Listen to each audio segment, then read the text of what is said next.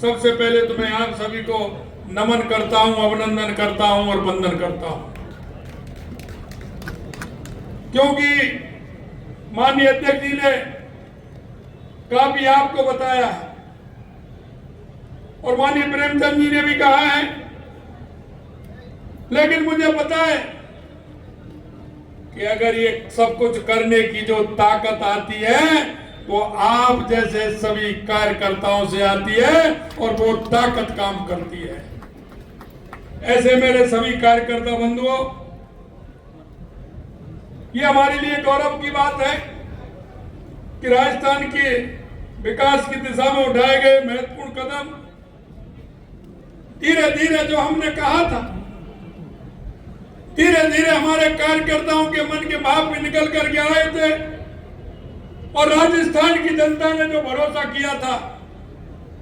मैं कहना चाहता हूं कि जो राजस्थान की जनता ने भरोसा किया वो भरोसा ही नहीं,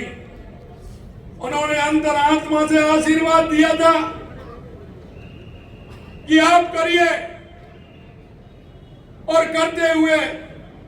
जो संकल्प आपने लिया है उस संकल्प को भी पूरा करने का काम करिए।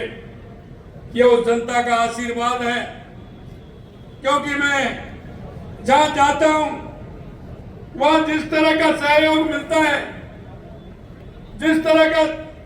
उनका भाव प्रकट होता है, निश्चित रूप से मुझे लगता है कि राजस्थान की जनता का मन और भाव उससे जुड़ गया है, क्योंकि आपने देखा होगा कि हर बार अकाल पड़ता था, लेकिन इस बार राजस्थान में वर्षा भी जिस तरह से हुई है वो आप देख सकते हैं। मैं जापान में था, लेकिन जब मैंने हमारे सिंचाई सेक्रेटरी साहब से पूछा कि हमारे राजस्थान में बांधों की स्थिति क्या है, तो उन्होंने कहा मेरे को कि लगभग 90% बांध फुल हो गए हैं, पानी उनमें से कुछ में से निकाला जा रहा है और 10% रहने वाले हैं, वो भी जब तक आओगे वो भी फुल हो जाओगे, वो भी फुल हो जाएंगे। ये बात मेरे को जब उन्होंने कहा तो मेरे पास में कई लोग बैठे थे, मैंने कहा आप आइए मिठाई खाइए, क्योंकि ईश्वर की कृपा हुई, राजस्थान के सारे बांध भर गए हैं, इसकी मैं आपको बधाई देता हूं। मित्रों, जब मन में जज्बा होता है, करने की इच्छा होती है, तो हम सोचते हैं कि ईश्वर भी साथ देता है और ईश्वर साथ दे रहा है, क्योंकि मैं जब गया था तो दक्षिण कोरिया के अंदर सबसे पहले जब मैं पहुंचा